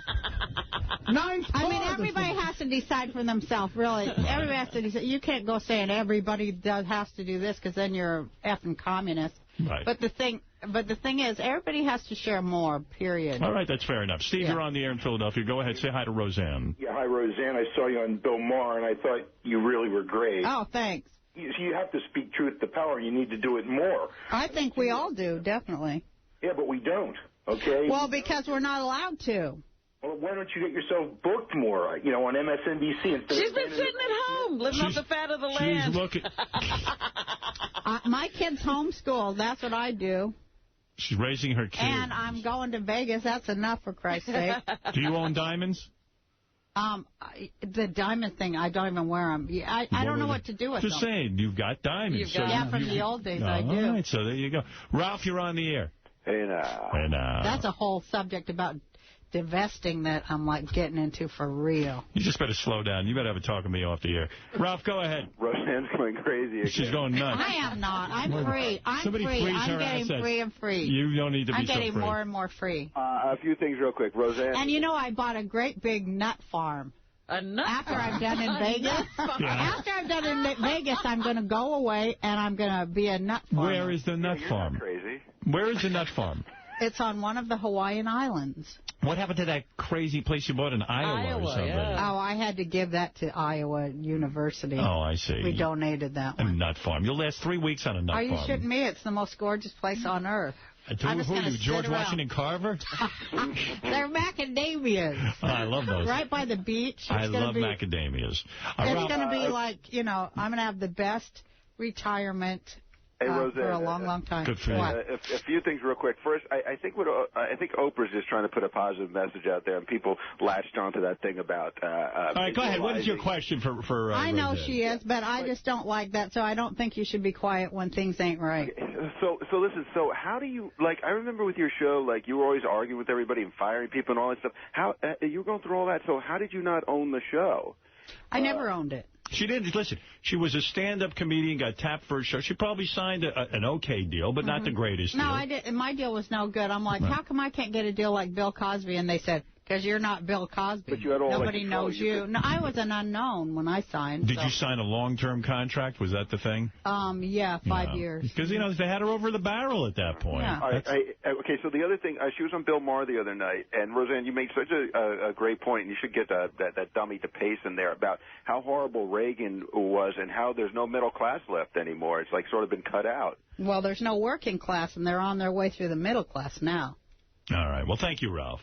Thanks, Ralph. Yeah, there's Ralphie boy. All right, see Roseanne hosting America's Funniest Mom, which is great, because that's how you got discovered, being a mom. And they are funny, and they are going to open for me at New York Hotel that's Casino, great. too. That's one of the things they win? And that's going to premiere... Well, I offered that. That's going to premiere April 10th at 9 p.m. For no money. No. Nick at Night is the place. Yeah. All right. And it's great, and there's some funny moms out there. And Roseanne begins performing stand-up at New York, and Las Vegas this Thursday. Go see her. She's really funny. For more information, go to roseanneworld.com. There's a reason Johnny Carson went, you will be the biggest and the greatest female, male, whatever stand-up. When Johnny gave you the next big thing. When Johnny anointed you. Yeah, Johnny was God. If Johnny was still... Johnny. Are you shitting me? Hell yeah. Even his monologues and stuff? Oh, please. Screw him. How come... Let me ask you something. You're the devil. You're Wait a second. Why would Johnny take comedians and only allow them to sit on the couch if they were good enough? Every other fucking creating asshole... Creating a class system with comedians. Guys with animals, actresses, any hot chick could sit on the couch with Johnny. A comedian bombs. It's going to humiliate him. Get the fuck off my show. That's not nice. You know it. You know that I never thought of it Think that about way. it. Yeah, he's going to torture comedians because he was an okay comic. He wasn't good. That's not nice. I want you to change your opinion. But Howard. But he did right by you. Every night he came out and he told the American people the truth. And I say, if Johnny was still there, we would not be in Iraq. Johnny is burning in hell. You listen to me. He's like, it's hot. Get me out of here. Like, Well, Howard, you're good to comedians. I'm good to comedians, and yes, Johnny was good to you, and Johnny, rest in peace. Yeah, it worked out for you. It worked out for you. It sure did. Me, he wouldn't have let sit on the couch. Trust me. Well, you're too funny. I'm the funniest. I don't know Johnny from a hole in the wall. Who cares? But back to my vagina. Are we done? Are you using KY or not? Please tell me before you leave. I want to know. No. You're not. No. You can lubricate yourself. I use WD-40. Wow. She got That's heavy stuff. Roseanne, thanks. I love Howard. seeing you. We're going to take a break. We'll be back right after these words. Straight on Scott, because he's in the hall screaming about Benji. I remember... He's still carrying on. Scott, come in here. The last time we had a weight loss contest, Benji lost 20 pounds the first week, and we're playing off percentage. He doesn't understand. Benji had, Benji's... Scott. I hear you carrying on like a loon. You're not making sense. On February First of all, 8th, do you remember when we had... No, listen to me. Stop talking. All right, February 8th what? He weighed 252. Okay. 3 weeks later, he weighed 267. Okay. I was eating my ass off, and I lost 4 pounds. I don't see how he gained 15 pounds in 3 weeks. Just because you can't do it. What? Why are you picking on him? You're just jealous. Also, you remember he was chugging Jason lost 13, of water. which is quite remarkable. He didn't do anything to... You could have done anything you wanted eating-wise before the contest. Secondly, he manipulated his weight. No, he didn't. From 252 to 267. When we did the weight loss contest the last time, he lost 20 pounds the first week, and Gary lost, I forget, but Gary won because it's percentage of weight. I know it's percentage. I mean, and that's why I'm not worried. because I'll ultimately Why are you still screaming then? Hey, Scott, are you and Howard about the same age, right? Yeah. No, he's older. How old are you? A year older than you. Yeah. Look at his life and look at your life. He must be cheating, right? Of course he's cheating. Look at him. He looks good. Look at me. Of course he's cheating. He's cheating life. Listen, you got to get in there and stop worried about him and worry about yourself. I just want everybody to be fair. And so what is he doing that's unfair? That's just to even fucking, to put that out there when you have no evidence of that except I did a lot better than you, Scott. And you know what? You could do better, too. You're doing well. You could do a lot better. What are you saying? What do you say to that, Scott? I just say he manipulated his weight somehow. How? By eating and drinking. Yeah, that's what you could do. Scott, as team captain, you're really fucking pissing me off. Stop being a sore loser. Right, I'm not a sore loser. I'm just trying to, when you have a 35-pound weight swing in a month. Right. I mean, that's a lot. That's a lot to go up. To go up 15 and then down. That's right. It is a lot. To go up 15 and down 20. That's his superpower. All right, thank you. I just don't think it's possible. Oh, I do. I mean, I just think you're putting out there some negativity, man. Jason's possible, and he lost 13, and he did great. Scott, you're being a jerk off. Okay? You think so? Yeah. Artie, we're getting more mail about you eating. Eat some more cupcakes. Wait, where's cupcakes? Why don't they send cupcakes every day for you? Okay. All right, thanks, Scott. Hey, I got a million things to get to, and also Doug Stanhope came in, and he came in with Bingo, his girlfriend. I was wondering, because I was going to say the last time he was here, he was with Bingo. Yeah, she is so cute, that girl. Bingo had the best Sibian ride ever, but... No, not yet. I want to play a few things. Calm down. Slow down. You're making me cuckoo. She's really pretty. You run to a microphone, then you run away. Why do you do that? I go to... Because... When you go to a microphone... Hold it. When you go to a microphone, you got to give me a second to work into it. You asked a question. What? I went over to the microphone to say something. While I was on my way, you switched gears. Then you start talking about Doug Stanhope like you want me to bring him in, because we don't have set times to bring people in. When I say bring in Doug Stanhope... But you could have just as easily said... With the way you were talking, you could just as easily said, idiot, what are you waiting for? Bring him in. Am I wrong or right? You're wrong. You're totally wrong. Anybody? Class, anybody? Let me play you a couple of quick things. CNBC reporter, just this morning this came in. She accidentally slipped and said penis on the air. What was... this is great. What was she trying to say? Peanuts or something. Here you go. But let's go to Ford, reportedly ready to announce a sale of Aston Martin. And in the New York Post today, selling the Bond car. There's no way around it. I know you're sick of it. No, I'm not really sick of it. It's just that you talk about product placement paying off for you. That was brilliant. But 40 years ago. Can you not say the same thing about Reese's penis? Peanut butter... Peanuts. Reese's Pieces. Yes, Reese's Pieces. Reese's Pieces with E.T. Let me further explain. Calling YouTube right now. Reese's Pieces with E.T. Putting them out there as well. Please stop. Can you take over? Can you take over? I can't read this. You gotta get through I can't read this. You gotta get through this. None of them evidently have ever heard the word penis before. Can I finish reading it for you? Why am I turning red? Motor racing entrepreneur David Richard Lee. All right, there it is. There's penis. This is great. Ron, how do you say his name? Artest? Artest. Ron Artest, who is a basketball player for the Kings, I think, Sacramento Kings. Is he on the Kings now? He was on Indiana last year. He's on the Kings. Yeah. They traded him. Because they couldn't stand them. I guess he got arrested for domestic violence. Yes, a week ago. So here's the apology now. He's got to do the obligatory apology. It's always great. Yeah, first I want to... Love these guys. They all, like Cabby, they always know they did something wrong, like, afterwards. But they're not even really clear on what, He's having so much trouble. I'm not sure he's really sorry. This sounds like he's being made to apologize. Yeah. Absolutely. To my teammates, the NBA. He's crying. Everybody that, supported me, and for another incident to come up. Very unfortunate. League is doing so well right now, and, there's guys like Kevin Martin who's playing well, and, Ron Artest, once again, is, in the media for something other than basketball. I took a step back as being a father and a husband, and I'm looking forward to the day where I can make that right. And looking forward to getting back. It was fun practicing today with the guys, and I appreciate all my teammates who reached out to me and showed support to my family and myself. Nice. Love those apologies. Like, dude, don't hit your fucking wife if you're a basketball player. There's 10 million other things to do. Right. Don't hit her if you're a plumber either. I mean, just go out and fucking practice your foul shot. Run. Whenever you get that urge, run. This is kind of funny news report. I want to buzz through this fast because I want to get Doug in here with Bingo. But this is funny. This is one of those things that a woman has hiccups, you know. Every once in a while you see in the news, like, a woman who gets hiccups. Well, listen, these hiccups sound like JD. The hiccups sound like JD. It's like... Oh, yeah? Yeah, it's a pretty wild noise. It's just funny. You're going to laugh. Jamie Morrissey has a problem. And they come on to spur the moment. Have you figured out what it is yet? Back in June 2006, I started hiccuping. And then I got really overheated, and then they kind of collapsed. And ever since, they progressively have gotten worse.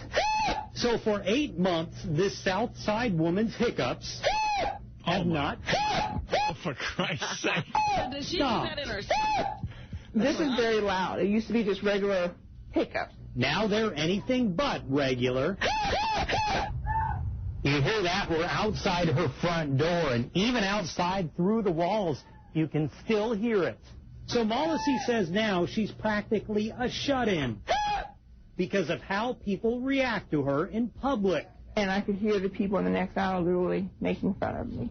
Yeah. Literally laughing and joking about mimicking my hiccups. Of course. And when I went around the corner, they kind of just looked at me and continued to laugh. The people are so mean. Well, wait a minute. She would have laughed if this was happening to somebody else. Maybe not, Robin. You got to understand this is funny. You know, it's like the Odd Couple when Felix has that nasal thing, like... It was like I wasn't a human anymore. And hiccuping isn't her only problem. Her right arm shakes. Doctors think the two might be related. So now she's out of work and collecting disability. And hoping doctors can find a cure. Until you watch a loved one or yourself go through it, any kind of disability, you won't understand the true meaning of it. We got to get her on the show. That's our next whack packer. Doug Stanhope is a real fun comic. Cure. He's dating this chick who is like insane. Yes. Bingo. But she's cute. Last time we met her, she had her head shaved. I hope she's got some hair this time. Still hasn't shaved. No, she's shaved. Oh, she still doesn't have any hair. Hi. So cute. I wonder what she'd look like with hair. Hey, Bingo, how about getting some hair? Nice body, belly shirt, whole deal. Thank you. What's that shirt like? Your shirt's kind of open, huh, Bingo? Yeah. You stand up and model that for a second, will you? Look at that outfit. Come on, baby. Yeah, come on. Work it. Look at that skirt. Look at me. Showing off your belly and titty and everything. You guys still going strong? Yeah. What was your mental illness again? I forget. Schizoaffective bipolar. Schizoaffective bipolar. And what does that mean again? I don't really understand the schizoaffective part. It's a different form of hallucinating and being delusional. Isn't that like A Beautiful Mind, that movie? Like where the guy sees people? And I never saw that. Well, that would be hallucinating. I don't know. Imaginary friends. And but you can hallucinate and become delusional just having bipolar as well. So. But I think you give all mentally ill people a hope because you seem to be functioning great now. Yeah, she hasn't been... I'm doing all right. You're on medication? Yeah. What's your medication? Lithium. Lithium? Yeah. Strong shit. And it took about a year to set in. Yeah, you seem much better even than the last time we saw you. Things are going okay. Yeah. What happened that they committed you to a mental? Like, you must have had a real deep breakdown or something. Things were going pretty bad for a while, but the night that it happened was one of the nights where I was scanning the walls and hitting my head up against things, and I was just completely delusional. I had no idea what was going on. Right. You used to bang your head into the wall. Can I get a little bit more sound? Now she's all normal, and it's starting to get boring. I'm going to start hiding her meds. Bothering you? Hey, Gary, give her some more juice. You're just a normal chick. I get in this for a reason. Bingo, I'm not saying anything dirty about you, but Gary, give her more juice in the can. Thank you. Right. You got volume control back there. Wait. Is it just a... Hello. I got to tell Artie, just so you know, you ruined my brother's whole scheme. What? My brother's a regular, like, Joe Lunch Bucket guy, and he just bought a diner. That, you know how easy that is to, get in the restaurant business in small-town Rhode Island. Yeah, real easy. But he starts carrying Taylor ham, because Artie talks about it all the time, and he sees Artie's going to be at a DVD signing. This is my brother's big brainstorm. Artie's going to be at a DVD signing in Boston this weekend. So I'm going to drive up. I'm going to stand in line. I'm going to get his autograph, and I'm going to mention I'm your brother. So when you're on the air on Monday, he's going to bring up my brother, and you can plug my diner. And his whole scheme worked perfectly, except it happened 5 minutes ago in the hallway during the break. Oh, sorry. Well, yeah. Where are you guys living again? Go to that diner. It's great. Aren't you guys living, like, up in the sticks somewhere? We live, in the sticks in Arizona. We live on the Mexican border in Bisbee, Arizona. That was a wild story you told the last time when Bingo was hanging out with your neighbor. With the mushroom dealer. The soft drink. Yeah. Well, that's the thing. That's what I was telling them. Like, every time Will calls me for the pre-interview, he's like, what are you up to? And I know the dirt you want, but I can never think of, like, I wouldn't have thought, oh, gee, what has been up? Well, 3 months ago, Bingo got half-raped by a hallucinogen dealer, but... Are you... Is it weird to be... I mean, you're a successful comic and everything. You got a good career going. Is it weird to be with a chick who's, like, this mentally ill and has to be on lithium? Oh, it's fun being... Anyone who's different in this world is so hard to find. It's interesting. You're really into the iconoclast, the person who's out of the norm. Yeah, but Bingo, I know you're not into being normal and stuff, but why can't you grow hair? I bet you'd be so cute with hair. I mean, you're cute anyway, but... I will at some point, and I'll make the decision as... like I did when I shaved it. It'll take Did you killed her when Britney Spears did that? Oh, that is not true. Come on. It's so cliched for mentally ill people to shave their head. I mean, you know what I mean? Yeah, are you still crying for help? Because that's what Britney's was. She shaved her head and it was a cry for help. I didn't do it for that when I did. I mean, I wasn't... It's an OCD thing, isn't it? Like, just for the simplicity of it. Yeah, I had done it before, too. Why do you shave your head? Because it's like one of the voices or something tells you to shave your head? No, it's kind of nice to shave your head every 3 days and kind of feel clean, like you're, Yeah, I've shaved my balls before. It felt a lot nicer. So you shave off it gets hot and sticky. Do you shave your vagina? A lot of times, it's not shaved right now. But I would think you don't want to see it right now. Oh, no, if you put that much effort into shaving your head, I think you'd shave your vagina. If you didn't. Well, I do a lot of times, but... Well, that's cool. But we should have had some wigs here to put her in. To see what she looks like. I wear wigs all the time. You do? You wear wigs? Oh, no kidding. We dress up all the time. Yeah, she's like a Mr. Potato Head, because it is a clean slate. So, I mean, I've never wanted to shop with any chick that I was with, but we go to thrift stores all the time. You go, hey, put this on your noggin. This will look funny on you. Like, you get her a top hat and all sorts of stupid stuff, bunny ears, and it looks funny on her. That's kind of cool, your chick, like a Mr. Potato Head. Has anyone ever said anything that romantic before? That you I don't think so. Like a Mr. Potato Head? That's nice. How long have you two been going out? A year and a half. No, it hasn't. I don't know. Sex still good? A year and a half. Is sex still good? When we get to it. Yeah. Roseanne has a lot more sex than I. Yeah, I was listening to that going, wow, I feel bad. I'm not fucking my girlfriend as much as Roseanne's getting laid. That's a problem. Funny would be, I mean, it's not funny. I mean, the last time they were here, Doug, who is a very successful comic, by the way, and you can see Doug tonight at 8 o'clock at Gotham in New York, which is a great show. If you keep calling me successful just because of this Richard Jenny thing and you're afraid I'm going the same way, you don't have to. You don't really need to. I'm feeling really guilty because we turned Richard Jenny down and now he's dead, you know. That certainly couldn't have helped. Yeah. I'm sure that added to. Did you know him at all?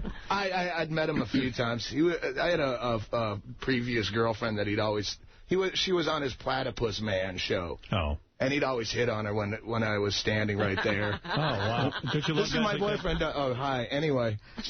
But no, he was... I have a couple of guys I know who do that with Beth, my girlfriend. Really? Yeah, like they try to ignore you? They don't look at me. Yeah. They never ask a question about me. They just focus on her. Kind of like you and Bingo every time I do this show lately? Yeah, you know. I kind of have this thing for Bingo, honestly. But Bingo, yeah, let's ignore him.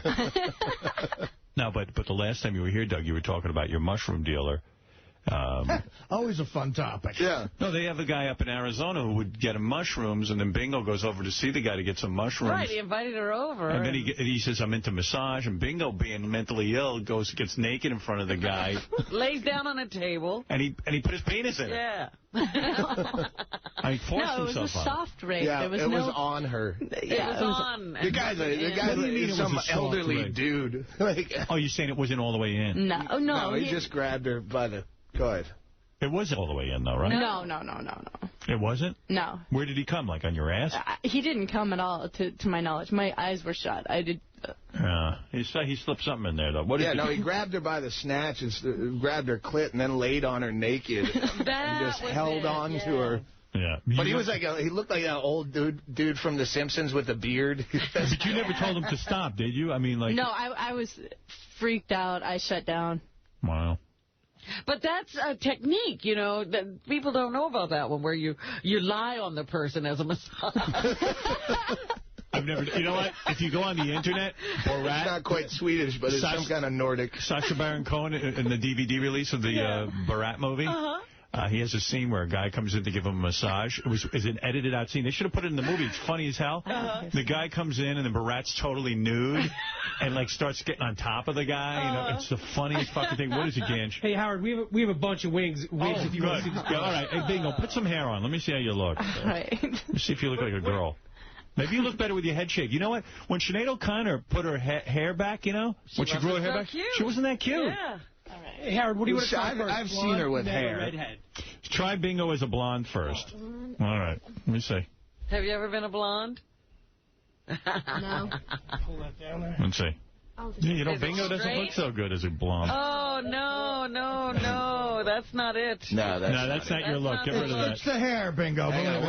Wait for the camera, honey. Give the dark hair for Bingo. Let's try brunette. Brunette. This looks like a better... Let her put it on good. Put it on good. See, that's cute. Oh. Profile's good there, too. Let me see. Look at me. Sorry. Look at me. Oh, that's cute. It's your look. Right? Doug. She's cute as a brunette, right? I've seen her with hair. When I met her years ago, I met her like 6 years ago the first time. So I've seen her with hair. And yeah, she was hot. Wait a second. Look at the camera. Look how cute you are with hair. Oh, look at you. I mean, is it me? I mean, she'd even be pretty, amongst other pretty, chick celebrities. I mean, she's that pretty, right? She's very Valerie Bertinelli-ish with the hair. Yeah, she's beautiful. See, look at yourself up there, baby. Oh, that's crazy. What do you mean gross? Take a look. Oh. The problem is the mid-stage when she's got a crew cut trying to grow it out. Let it grow in. Got that spiky Yeah. Hide her up. They try it as a redhead now. No, that's not Sort of Justin Timberlake Wait, let me see. Keep it on. Oh, no. You kind of look like Louis XIV. Yeah, that's Mama's Family. No, that's too much hair for you. Mama's Family. Hey, Ganj, let's try a couple of beards. You got any fake beards? Wait, she's already my beard. What are you talking about? She's very Marie Antoinette with that big red head. That's a Bonnie Raitt wig that I ever saw one. The brunette works for you, baby. I'm telling you. Why don't you grow your hair out? I will at some point. You got to. I will. Or just get a series of wigs. You want her to be ordinary, Howard. That's not ordinary. I want her to be hot. She's got a hot little body. She doesn't want to be ordinary. Do you ever go around, showing off your body? Do you ever wear provocative outfits and stuff? She used to just start walking around the neighborhood naked when she was off her meds. Really? Yeah. You would just walk outside? Talking on her banana phone. She'd have a banana, then talking to people on it and walking up and down. Totally nude. Wait a second. When you were going out with her and she was off her meds, suddenly you'd come home, she'd be on a banana, talking. No, I'd be home. She'd just start walking out, going back from the guest house naked and talking on her phone, and then she's up and down the street. Yeah. Was your head shaved at that point? Yeah. Yeah, and you'd walk around your neighborhood naked, and did people see you, your neighbors and stuff? I didn't know. Our neighborhood's pretty quiet, so if they did see it, they'd probably just turn a blind eye. You're kidding me. I'd be going, I should really grab her, and then I go, nah, let's get the camera. Get the camera. So you have that on videotape, huh? I have lots of pictures of her doing stuff that I should have stopped her from doing, but I had to get. Oh, my. Hey, I should mention that Doug wrote a book in 2006 called, and this is Fun with Pedophiles, The Best of Baiting. Your book is about how to go on the Internet, and you set up an account. It's just the logs, yeah. You set up an account and you try to catch pedophiles on your own. It's basically like what that Dateline is doing now. We did just for fun, but we weren't trying to, do it as a social service. We were doing it to fuck with pedophiles on the internet. Right. Is that book still available? Yeah, I just self-published it. I just put it out in December. Is it on your website? Yeah, at DougStanhope.com. Are the conversations fun? Like, what was your name? It's the funniest shit I've ever done. I laugh at this stuff, and I hate me. What was your name on the I had a lot of different ones. One of them was they're all posed as 12-year-old girls who want hot, sexy talk with older men. Pork Pie Annie. Yeah, Pork Pipe Annie. Cyber on Wheels. But yeah, Cyber Girl on Wheels was my completely crippled, fucked up one. What do you think of that you wanted to talk to guys as a girl? I mean... Well, I started... Baiting.org was the original site that was doing this, and I started reading them. It was like Tom Sawyer painting the fence. I was laughing so hard at their shit that I wanted to start doing it, too. So it's called baiting. It's almost like going fishing. You try to hook in a pedophile, and you start a relationship with a pedophile. And you bait them into cyber sex, and once they start getting into it, then you start making it weirder and weirder, and then they all pretty much end with, and now I'm jacking myself off, too. Ooh, suck my dick. You're a dude. What about, so when you, what were you, a 12-year-old girl, would you say? How old were you? And what did you look like? What was your description of yourself? They're all different. They're all different, but they're all, each chapter is a different persona that I use. What did the roller skating girl look like? No, she wasn't roller skating. No. She was in a wheelchair. A wheelchair? Yeah, but people that see on wheels, they'd think roller skating if they didn't read close enough in the profile. I don't let my handicap keep me back. And you're saying the pedophiles would try to pick up a girl in a wheelchair? Oh, yeah, and I'd go in, you're going to have to get past the bed sores. It's well written. You have to read this shit. It really, I'll cry laughing still when I go back and read those things. Did you ever meet any of the guys? No. How are you going to meet him? He's not a 12-year-old girl. Yeah. So what? You never know. So the guy would get on and go, hey, he's probably lying, too. He probably says he's younger than he really is, but whatever. Yeah, you can never tell. But again, you're just trying to get a really funny... What would these guys want to do to a poor little girl in a wheelchair? What would they want to do? Like, I'm going to lift you out of your wheelchair and lay you down on the bed? Yeah, but most of them are like horribly misspelled. I want you to suck my cock. Just basic stuff. Right. The thing is, you're making it funny when you come back. What do you say? Like when a guy says to you, I want to suck your cock. I want you to suck my cock. You have to read this shit. I got to get a copy of that. I should have brought you one. I'm not really good at this business end of the shit. So what's the name of the book? Fun with Pedophiles, The Best of Baiting. Oh, cool. I'll have to definitely get that. That sounds way good. It would be like Dateline, that whole, to catch a pedophile. That would be a lot more fun if they turned it into a prank and weren't so self-serving. It's pretty fun now. Someone told me you did a weird thing. Like, you had friends over for a party once when you were younger, and that, tell me if this is true, and that you didn't want them to fuck up your apartment, so you gave them all Xanax without that you put it in their water. That's that's not even a story. What do you mean? Sounds like a story to me. Oh no, that's one of your guys is friends with her friend they played in my town. My they have a band. For the record. They were just hammered and came back to my house, and I gave them Xanax so we could pass out. Oh, they knew they were in Xanax. That's no story. Oh, it wasn't a secret Xanax. The guys told me you drugged them so they wouldn't screw up your apartment. I think that's they just assumed that I wanted them to fall down. We don't care about the house. I trash my house more than anyone else could. Yeah. So it sounds like things are pretty normal. Bingo hasn't been acting out, hasn't been walking around the neighborhood naked, and she hasn't been raped by anyone these days. It's kind of quiet. It's getting normal. It's getting normal. Yeah, all my stories are so the same. Like, it's hard to top yourself after a while. You get to a place. Yeah, no, you can't top what you did the last time. There's no question you can't. You just got to hang and just, hope those moments happen. That's it. Well, now, where are you two in the relationship? Is it more serious? Are we talking marriage? No. We're not into marriage. No. No. And you can't have kids because maybe you'll pass on your mental illness. Yeah, I won't. You would. And I have a vasectomy. You had a vasectomy? Yeah. Well, no kidding. Really? Yeah. My wife and I had an abortion about 5 years ago. Oh, yeah? So... Yeah, you still married? Someone told me you're still legally married. Well, yeah, it's a long, confusing story. I got married to some chick when I was like 20, when I lived in Vegas.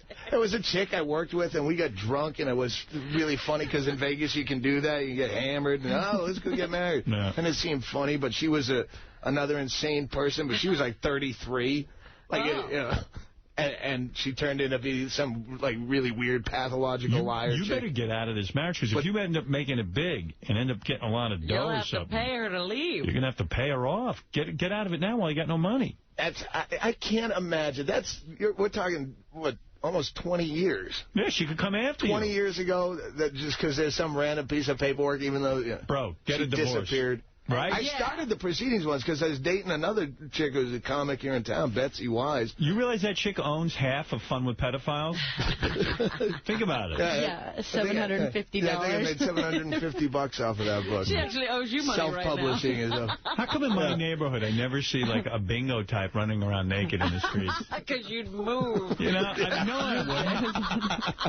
I would love to see bingo naked running around my apartment, around where my apartment is. I think that's great. You don't see nothing fun happens in this fucking boring world anymore. I know. There's no Is that why you're into bingo, do you think? Because it's like bingo always has the potential of going off and being wild and being truly... Well, we have to make our own wild, like on the road with the... You know, no one's What do you fun mean? anymore. What kind of wild do you make? I don't know. We just pull stunts and do shit just to try to break up the monotony. No one's so fucking boring anymore. You know what's so sad? Most of the people running around in New York running around naked look like, They don't look like bingo. No, they look more like an elephant. They look more like Benji. I used to run around naked a lot more, too, and I'd shower with clothes. Is that Benji, the naked picture in that waiting room? I looked at that, and I'm like, I'm getting a look like that. It's gross. That's when I was in great shape. Yeah, I'm falling apart. I dig Doug that he could go out with a mentally ill woman and not give a shit, just kind of say, sometimes you lay in bed, sometimes you think, well, Bingo could go berserk in bed, and I could be asleep, and she could he's going out with a good-looking mentally ill woman. Let's not fucking give him a priest outfit. Yeah, but still, would you? What are you saying, Artie? Artie, come on, you got to always be looking behind you. Good-looking's good-looking. You're saying you would go out with Bingo, even though you know I've dated several crazy broads because they had nice tits. All right. And most of those chicks will deny to the end that they're crazy and that you're an asshole. And she walks up and shows you her paperwork. Hey, David, you're on the air. What's happening? Yeah, hi, Howard. How are you? Hey, man. Yeah, I was just curious. How about Bingo becomes mentally ill for a couple of minutes and takes her top off? Gets naked. It might be creepy. Doug's a friend of the show and everything. I don't know. We don't want to undress this girl. I feel weird asking Bingo to be nude. It's hard to become mentally ill. But Bingo, you sat on this. Bingo, bang your head against the wall. Yeah. Bingo sat on the Sybian the last time, and we even said it was the craziest Sybian ride ever. It was really good. Did you like it? Do you ever think about it? She said she listened to someone had taped it and gave her a tape of the wrap-up show that she just listened to. I heard the wrap-up show. Yeah, they said it looked like I had cerebral palsy. They could tell it was real because it was not really attractive. Because your eyes rolled into the back of your head. Did you like it? Do you ever think about the Sybian, or you don't? No, I mean... It's the last time she came. It was... Might have been, actually. Is that true? Doug can't make you come? No, it's not that he can't. It's we don't have sex. What's going on? When's the last time you had sex? A while ago. Be honest, man. You always have been. How long? Yeah. How long's it been? Months? Last time I did blow with you. Well, I've been on the road a lot, too, so it's not like we've been We're not together all the time. Is it good for Bingo? This is the first, she just flew in. Is it good for Bingo to be doing blow? I mean, because, she... And lithium. Drugs, for me, it's been fine. No, it really has, because I mean, if you hallucinate on mushrooms, you're putting it into your body. She does mushrooms. It's crazy. Really? But I know in my head what's going to happen. Right. It's the times that she gets alien-like. What do you mean? Yeah, you'd have to see her. All the caricatures of hallucinogens she becomes. So are you saying you guys... Tongue popping out and eyes like this. Are you guys saying you're only able to have sex at this point when you're coked up, when you're fueled up? Because no, that's him. Well, what's going on with you? It's not that I'm unable. I have no fucking interest anymore. He doesn't have a drive. You know what?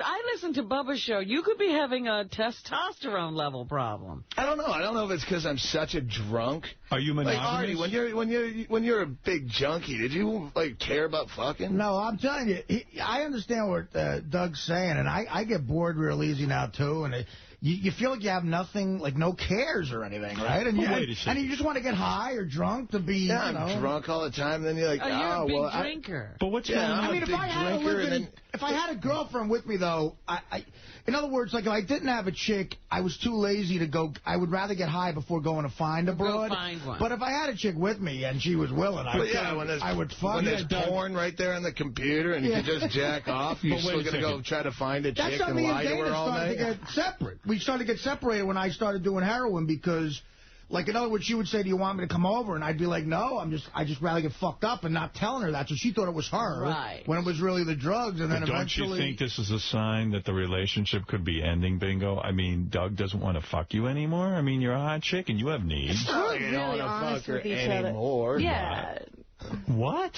When's the last time you guys fucked? How many months? Probably January. January? Yeah. You know what month this is? Yeah. I don't know what month this is. March. That's not that long ago. But would you say you got whiskey dick? I just don't care. He doesn't have a drive. I don't have a drive. I hate Bingo, myself. If I brought in a really hot chick right now, brand new, strange, he'd have a drive. We did. We had that threesome. That was fucking awful. When was that? Oh, God. That was in San Francisco. How long ago was that? That's the last time we had sex, probably. No. But it was a threesome with another chick, right? Wait, you didn't have sex when you did the coke? No, that was another. That was we did. I think Bad Ecstasy. That night. How'd you that was threesome. Molly was Bad Ecstasy. That's a great title for a movie. When did you have the threesome? That was end of last year or sometime. Yeah. I didn't know that. Where'd you meet the chick? At a show in San Francisco, and it was just really awkward. Bingo, you're up for that kind of play? Yeah, this one wasn't great at all. Have you been with other girls? Have you been with other girls? That was the first time all the way. I mean, yeah, I've done things with other women before. Oh, I didn't know. Man, you are fun. Yeah, she's But this was not a fun night. No, that was not a fun night. It really was not a fun night. So bad. Just the chick was, it was really awkward. Where'd you meet the chick? She was at my show. And she came up to you afterwards and said, I want to have... she was pretty hot for just, sitting at a show. And she was a fan of yours? Yeah, but she was, I don't know. And Bingo. Fake, It really did. But wait a second, Bingo. You were in the audience that night? Oh, yeah, I was there. And Doug says to you, hey, this chick wants to come home with us? How does that all work? I mean, that's a... Well, it's a drug thing. I forget She was exactly like, hey, let's go do some drugs. And it was really spur of the moment. We weren't, I mean, it wasn't thought out. How does it happen? Well, you end a show and you start drinking. There's a bunch of people there and you stumble to another bar and then the bar's closing and... Everybody goes back to the hotel room. The other comics go into the hotel and there's waitress hanging out and then you're in between hotels and then, hey, this chick's still here and...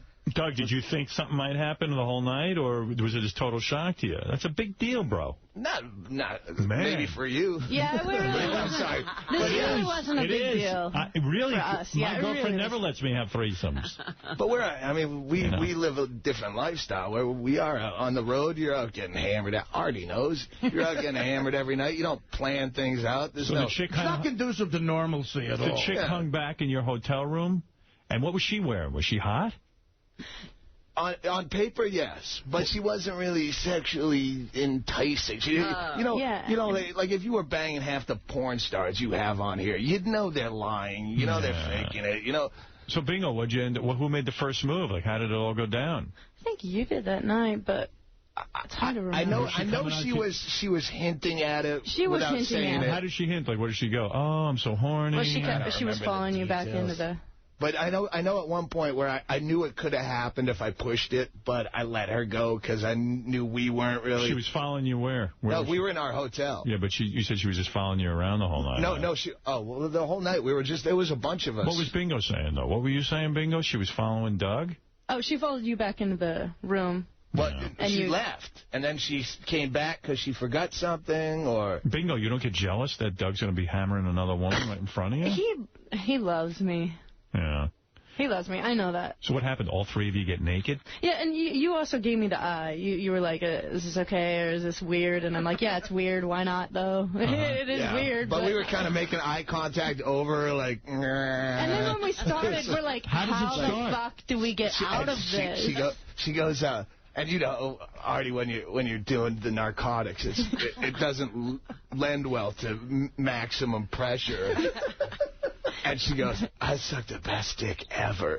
And she starts blowing me, and it's like she's trying to get her mouth as wide as she can to barely. It was the worst, like, head. I'm watching him. Yeah, you're on narcotics. You want it vicious and nearly painful. When you're watching this, what's going through your head? I am I'm desperately trying not to laugh because I'm looking at him and knowing what's going on, and I'm like, I don't know how to get out of this, but it's fucking funny from his side. It was hilarious. Yeah, it was the most gentle, caring head I've ever...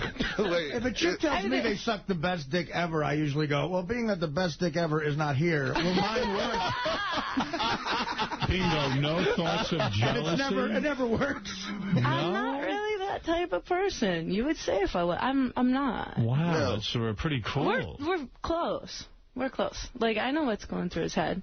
Yeah, but maybe you need other girls in this thing because you guys aren't having sex anymore. It's kind of sad as a couple. Yeah, well... You don't have the drive, and I can masturbate just fine. So what do you do every night? Do you masturbate every night?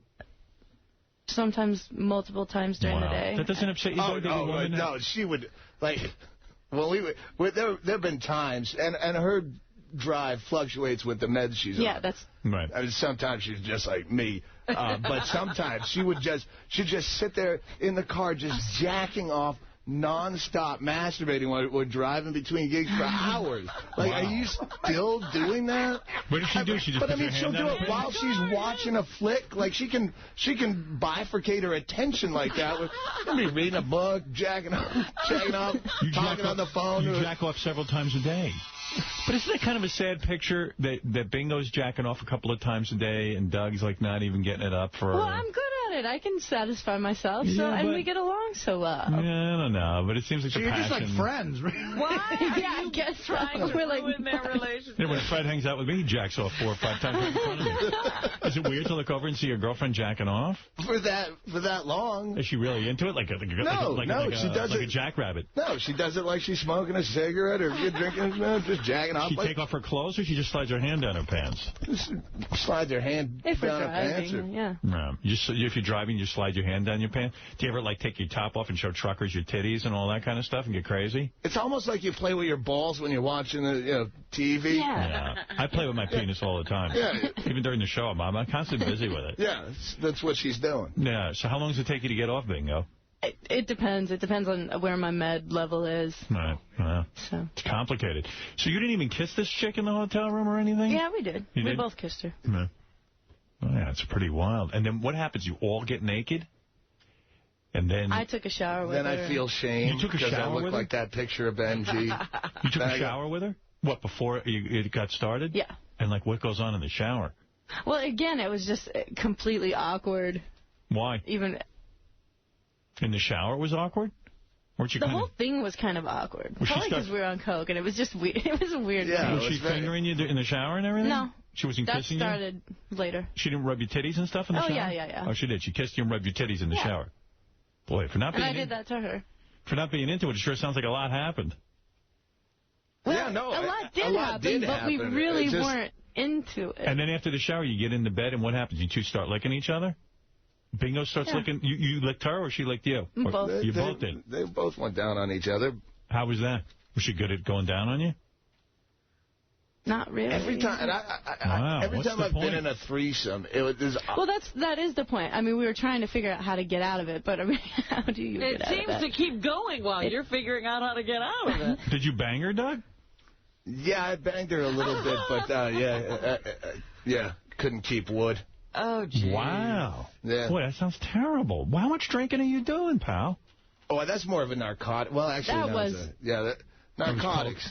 Yeah. It starts to take over your life. You just want to be high. It really is more important than anything. What kind of narcotics are we talking about? That night, I don't know if it was coke or ecstasy, but... right. Okay. Well, I tell you, what a great thing to be able to say. Every time I've done a threesome, I don't have that in my repertoire. Yeah, there are people out there banging their heads on the steering wheel now. Every time. I mean, you treat it like it's nothing, Doug.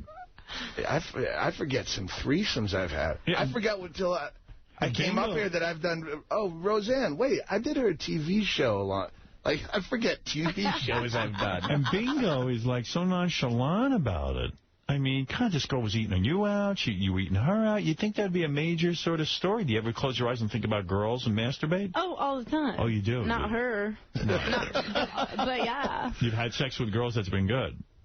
Yeah. You know what's a good example is a shrink told me once that degenerate gamblers, people addicted to gambling, men, have a way less sex drive than average men because they're just so into gambling. There's something about it. Right. I get the same high from gambling that I do from coke. Really? Wow, that's great. The same body high. I'm awake. I'm alert. I think it's an addiction thing. You and Doug have a lot in common. Like, gambling makes me really horny, like coke does. Yeah. Gambling makes me wicked horny. There's a perfect amount of coke to do before sex. Because I've done too much coke, and then you can't fuck at all. But would you mind if Bingo did another guy consensually? She's had sort of indiscretions. Oh, you have? I tell her I don't want